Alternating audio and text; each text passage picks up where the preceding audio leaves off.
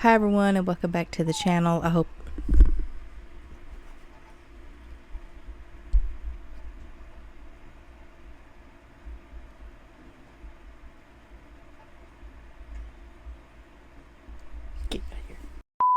Hi guys, and welcome back to the channel. I hope you're having a great week. I'm having a great week. Today on Totally Rad Reactions, we're going to be talking about two horror movies that I think are the best horror movies of recent times, if not ever. And those movies are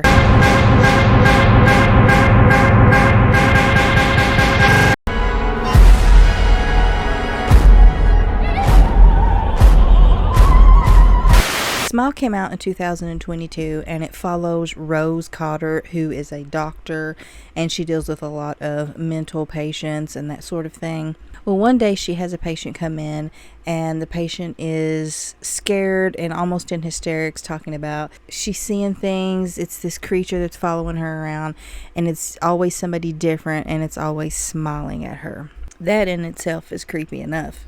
So as the patient, Laura, is telling her all of these things, she starts to see something behind Rose, and it's apparently coming towards her and attacking her. So as the girl is screaming and freaking out on the floor, Rose calls for help, but then all of a sudden the room goes quiet.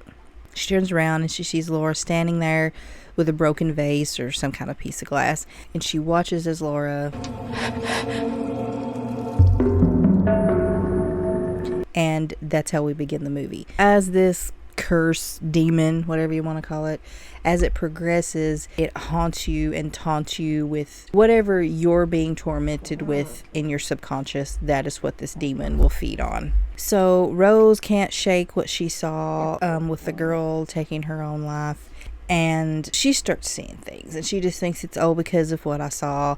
I just haven't slept, which Rose is dealing with a lot of trauma from her past because she had a mother who was an addict, and apparently the mother had OD'd.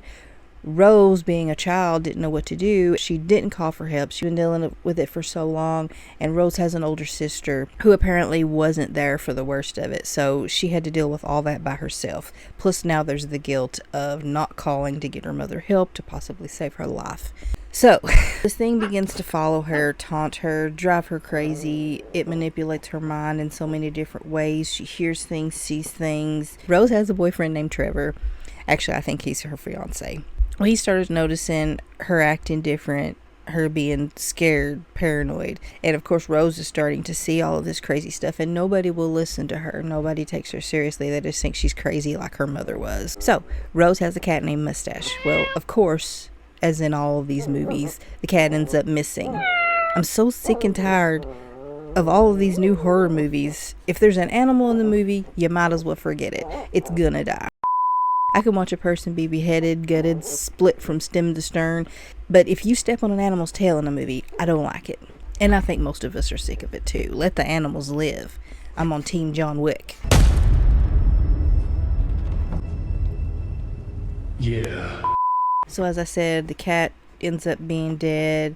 There's a whole scene at a birthday party. That's where you learn that the cat is no longer alive.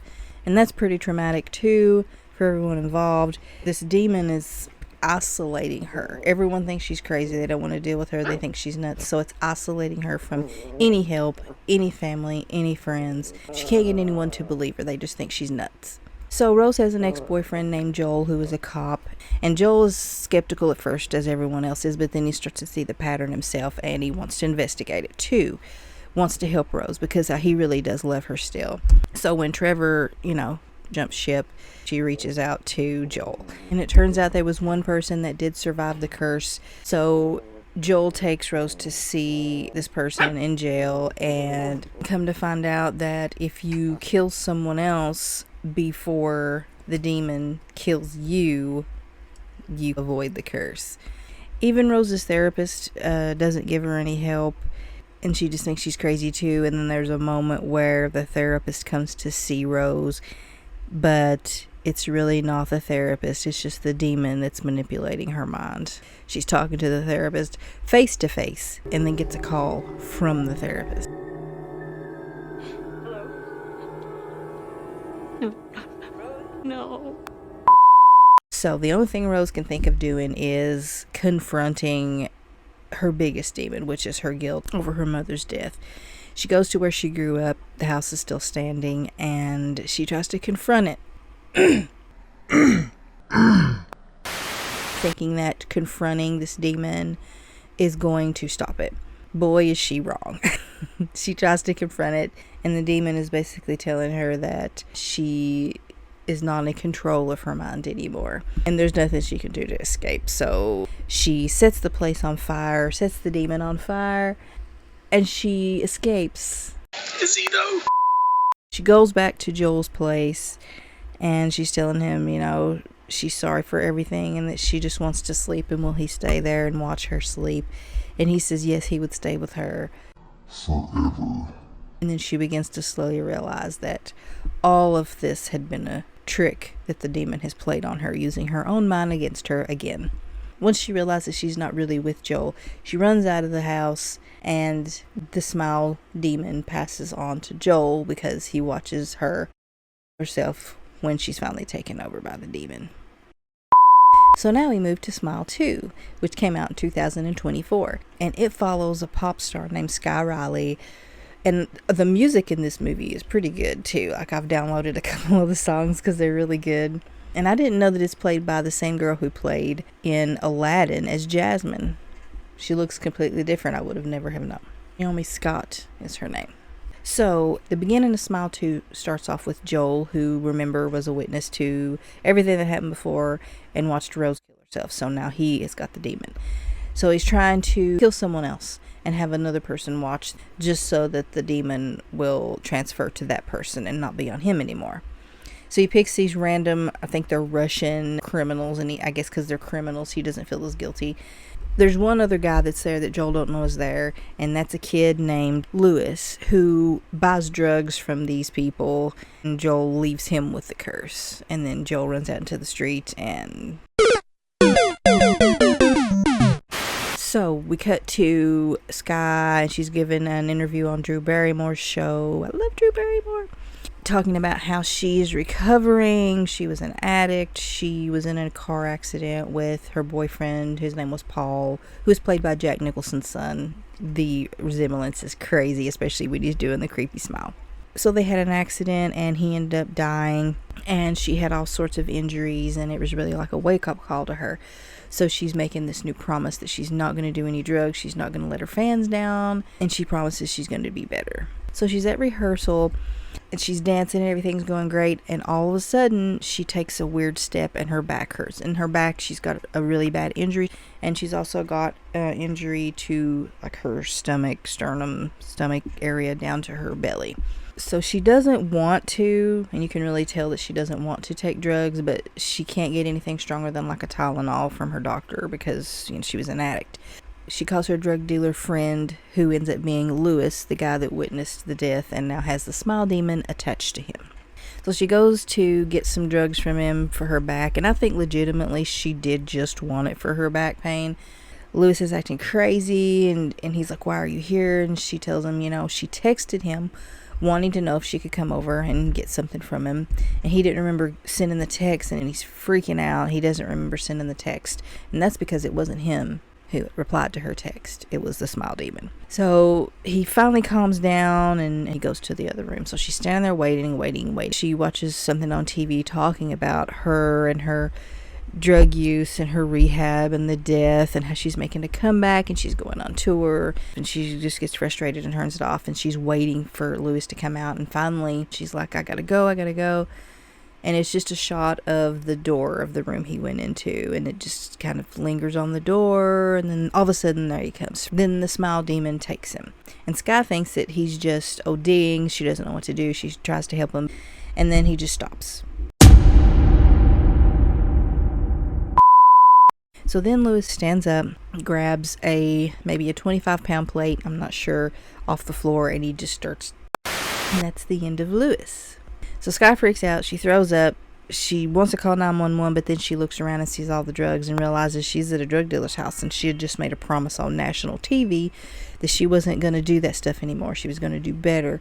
So she just bounces, and she tries to pretend like nothing has happened. So the next morning she's getting ready and she's still got this on her mind, and her mom's there. Her mother had talked to her the night before about doing some charity work for underprivileged kids. I think it was something about the music industry, and anyway, she's supposed to do a speech, so she agrees to do that. And Sky had this friend named Gemma, and apparently they had fallen out really bad before she had the accident with Paul, so they hadn't talked in a long time. And when Sky starts seeing things, it makes her want to get in touch with her, even though she didn't think that Gemma would ever talk to her again. So anyway, the next day Sky goes to like a meet and greet. So people are coming there, taking pictures, professing their love for her, and she's signing t-shirts and all that stuff. And then she gets this weird guy, I think his name was like Alfredo or something. He starts grabbing her and telling her she's got beautiful skin and trying to hold her and everything. So they take the guy away, and I thought that was like the smile monster because, you know, he's acting so crazy, but I guess he was just a crazy fan. The real smile monster was later, and it's a little girl with this creepy smile. She never says a word. She walks up to Sky, just stares at her the whole time. Sky shines her shirt, and they takes a picture, and the girl's just looking directly at her the whole time. So later that night, when she's in her room alone, she's walking around and she's all stressed out and thinking about everything that's going on, and she gets this text saying, "Was you at Lewis's apartment last night?" And she doesn't know who it is. It's from an unknown number, and she starts freaking out. And she gets a bottle of water, which is a recurring thing in this movie. She just chugs water. And comes to find out she does that because one of her therapists had said when she feels like she's out of control, just drink water, chug water. She's panicky about everything happening, and she does decide to message Gemma. Even her mom had told her to message Gemma and just try to have her come over, have somebody to talk to for her to make up with her and have her friend back. So she calls her and she's like, "Hey, I hope that we can work things out." And she didn't have anyone else, and she just wants to reconnect with her. Just a few minutes later, Gemma calls her and she's like, "Hey, I didn't think I would ever hear from you." Sky asked her if she would come over, and she says, "Sure, I'll come over in about an hour." Sky sits down at the piano and she starts playing a song, and it's really beautiful. And she hears something crash, and it turns out it's the bottle of water. And she sees the bottle and she hears something, and she's walking towards, I think, her bedroom, and she sees clothes just strewn in a little path, and they were the clothes that the Alfredo guy had on. Eventually she sees him in a dark corner, and he comes at her, so she runs to the front door, and when she opens it, there's Gemma, and they scare each other. And she comes back into the room, and there's nobody there. Even the bottle of water wasn't broken. And Gemma's like, "What are you doing? Are you okay?" And she tells her everything that's been happening. She tells her about Lewis himself in front of her, and she just needs a friend. And so Gemma decides to stay over, and Sky is laying there thinking about everything, and she's talking about how she didn't think anyone was ever going to forgive her for all the bad stuff that she did. And she heard Gemma's voice say, "You're a terrible person, Sky." She turns over, look at Gemma, and she's smiling at her, of course. And then all of a sudden, Sky jumps out of bed, and all of a sudden it's just daytime. And here comes Gemma from the kitchen with 2 cups of Matcha. She's like, "Oh crap, I was supposed to be somewhere. Why didn't you wake me up?" She asked Gemma if she could come with her today, I guess to rehearsal. She's like, "I can't, I got something else to do." So then there's Sky's mom, and she's like, I know, let's go. And Gemma says hi to her. So from there we go to where she's doing rehearsal on stage, and all of a sudden she sees Paul, her dead boyfriend, right in front of her. And she freaks out, of course, and falls. The bone in her leg sticks out just like it had when she was injured in the car wreck. And she's laying on the ground screaming. After everything settles down, she realizes her leg is not broken. Paul's not there. And she starts accusing one of the dancers of tripping her up, one of the backup dancers, but of course they didn't. So she goes back to her dressing room, and she passes one of her assistants, and he's got the smile.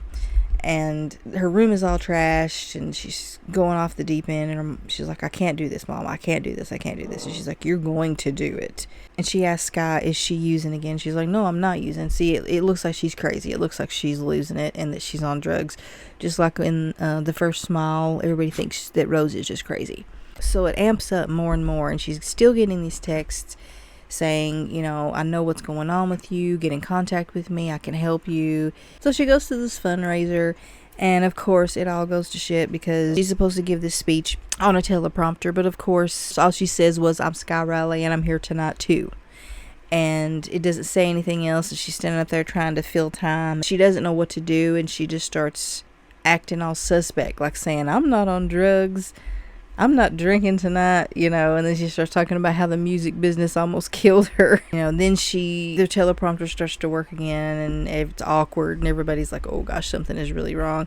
And it says, let's welcome our next guest, and it's Paul Hudson. She's like, no, you're dead. And there he is in the audience, and he comes up to her, and she's like, stop smiling at me. There's an old lady who's behind her, and she comes up to her and like tries to help her, but of course Sky goes crazy and knocks the woman off onto a table, and it's just a whole mess. Finally she ends up going to a bar. She meets this person at a bar, and she's like, how can you help me? Who are you? And he says that the smile demon killed his brother, and that the only way that he could think of to stop it is if Sky dies first, which is kind of like the first one. He says that the smile monster killed his brother, and they was about 8 people ahead, and it's now on to her. They need to stop her heart, and that's the only way to kill this thing. The guy's name was Morris, and he was telling her, you know, it's going to start messing with you in ways that you don't even know. But little does she know it's already messing with her in ways she doesn't understand. And there goes my lights, because why not? Guy's at her apartment alone, and she's fed up. She's done with it, and she just decides she wants to leave because the things won't leave her alone. She just wants to get out of there. She goes through her house and she knocks stuff over, and she shatters the glass shower and everything because she's over it and she's ready to leave. But when she goes to leave, all of her backup dancers are there, and they follow her as she goes down the hall, and that's creepy. And then when she looks at the door like, I've got to get out of here, and looks back, they're all there, but they're stacked up into the doorway. And there's so many of them, and they attack her. So she passes out. When she wakes up, she's in a rehab facility, and her mom's telling her, you know, how they found her, and that she's still going to do the tour. She's just going to rest for a day. And she's like, I can't do this. And then nobody cares about her mental health. Of course, don't you realize her mother is the smile monster, and she walks over to a mirror and like breaks it and takes the glass and starts, you know, and Sky's trying to get out of there, and she's got this IV in her arm, and she's trying to yank it out, which is the most uncomfortable scene. I just get pains in my arm. I pulled an IV out when I was 5 years old, and I was in the hospital, so I know how all that is, and it's not pleasant. So Sky makes a beeline for the door, and then she realizes there's blood all over her, and she's holding the glass in her hand, and she's the one who's killed her mother. Sky decides she's got to get out of there and meet with this Morris person to help her, and she runs out, and of course where she's covered in blood, the assistant was like, oh no, you need help. And there's an officer there, and she waves him over like she needs his help, and she takes his gun. She's like, stay away from me. She shoots in the air. She runs out, and there is her driver waiting there. And then here comes Gemma down the street with coffee, and she's like, I gotta get out of here, and she's like, no, you can't go, you don't even know how to drive, let me go. And she's like, listen, Gemma, I can't let you die for me. And Gemma's like, no, ride or die, bitch, I'm going with you. And Sky's like, you have to take me to Staten Island, because that's where this Morris guy's gonna be, ready to do whatever he's gonna do. And all of a sudden the phone rings again, and guess who it is? It's Gemma. So she's like, did you stay all night at my place? She's like, I haven't even talked to you. I wasn't even sure I was going to call you back. You've been sending me weird texts. She looks over, and there's Gemma, which is the smile demon with a great big smile. Gemma hates you, Sky. And she's like, I'm in control of my mind. You're just in my mind. It's my mind. I'm in control of it. And then she opens her eyes, and she's the one who's driving, even though she's not driving well because she doesn't know how to drive. She makes it to where Morris is. It's an old abandoned Pizza Hut, and he's got everything set up in the freezer. He's got a heart monitor. He's got some medicine to make her go to sleep. He says he needs to stop her heart and keep her cold so her brain, you know, doesn't die, so they can kill this thing. So he's like, wait, lay down here. I gotta go get something else. Well, he never comes back. And then she hears crying, dropping of blood on her. She looks up onto the ceiling, and there's her from the car wreck, who she's the one who caused the car wreck in the first place, because she was being all crazy. He was being all crazy. They were both on drugs. So she sees herself on the ceiling, strapped into her car, and she undoes the seatbelt and falls on Sky. So then her and herself, Smile Demon, has like a whole thing back and forth, and she's like, no, I'm not going to do this. I'd rather be dead. I'm not going to let you kill anyone else. And she shoots herself in the neck with whatever it is to knock you out. She starts to fade away, and the demon's like, no, Sky, no. And then she just comes back to herself. She's like, this is not real. This ain't real, Sky. What are you doing? And she's like, oh no. And there's no syringe in her hand. And the smile demon shoves her into this chamber, and she's like, break a leg. Which is ironic because she did break her leg. So it opens, and Sky comes out, and she's on stage, and there's thousands of people there. And she's like, how did I even get here? And she's looking around, and her mom's in the audience, so her mom's not even really dead. And she's telling her to smile. And she's supposed to perform, but then all of a sudden there she is face to face with herself, Smile Demon. Nobody else can see it, of course. And the Smile Demon opens the hole in her stomach, the scar, climbs out of it, standing there before her. She doesn't know what to do. She falls down, and of course the crowd is like, what's going on? So she's laying there, and the monster takes over, as it tends to do. So she's laying there, and there's all this commotion, and then wouldn't you know it, she stands up back to the audience. Everyone's cheering. Yes, you know, she's up. She's gonna continue. She's gonna sing for us. Sky turns around with the microphone in her hand, huge smile on her face, and she takes the microphone and ends herself. Anyway, so that's how we leave Smile 2. So I don't know what they're going to do for Smile 3. Is this like a Ring situation to where they're going to have to go to the very first person who was afflicted with this, somehow track all that down and go back into the past? Because, you know, this is probably one of these demons. It's not just a new thing, you know. And these movies, they're really, not only are they scary, it's like it's a commentary on your own mental health. Like, if you don't take care of your mental health, you will go crazy. You got to get to the bottom of whatever your issues are mentally, because it will drive you crazy, or worse. You got to get rid of all this pent up guilt, remorse, you know, anger, whatever that it is. It's not healthy, and if you keep all of it bottled up, it will manifest itself in ways you don't even realize it. Just look at the Babadook, same thing. Grief, you know, depression, it manifests itself. If you don't deal with it, it'll manifest itself in physical ways, like being sick, ulcers, you know, headaches, or other ways. You're seeing things, you're hearing things, you know what I'm saying. You got to deal with that stuff. So Smile 1, 10 out of 10. Smile 2, 10 out of 10. I can't wait to see what they do with the next one, if there's going to be a next one. I hope there is, because it's kind of cliffhanger-y, just like the last one. We don't know what's going to happen. And it's nice to see scary movies that are actually scary. It's not just jump scares for the sake of jump scares, you know what I mean? It's scary because it's scary. And yes, there's jump scares, but there's also times when you just see somebody. They don't have to do anything. Just that smile, that's enough. One of the best jump scares in both movies, I think my favorite jump scare is in Smile 1, when Rose is listening on the computer to the recording she made with the girl, Laura, who was in her office, and she keeps thinking she hears something else, something so low, and she turns it up, headphones on, leans in, turns it up, and you're expecting something to come from the computer and be like, you know, some sort of loud. It doesn't. It comes from this side, just like on Jurassic Park with the velociraptors. It comes from the side.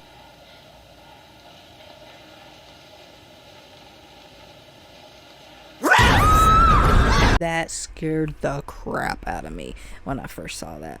Little things like that, it's just really great.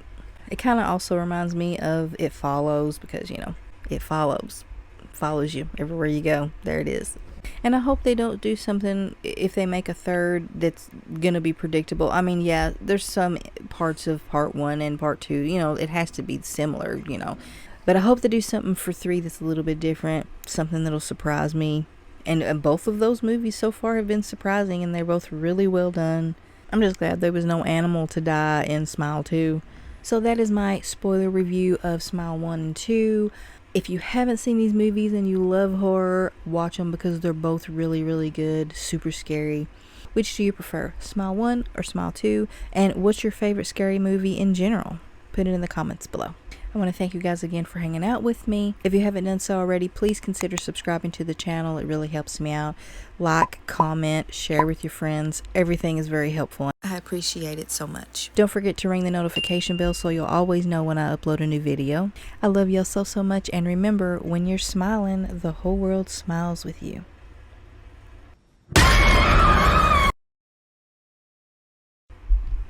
who had witnessed Rose at the end starts off,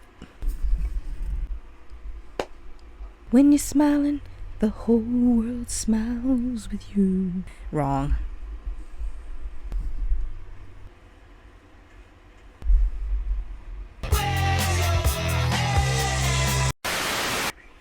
And then she starts acting, and then she starts asking, so she covers her, and she runs to the,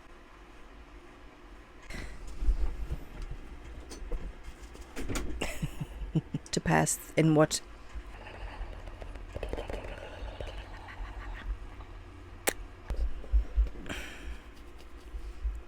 Totally Rad Reactions.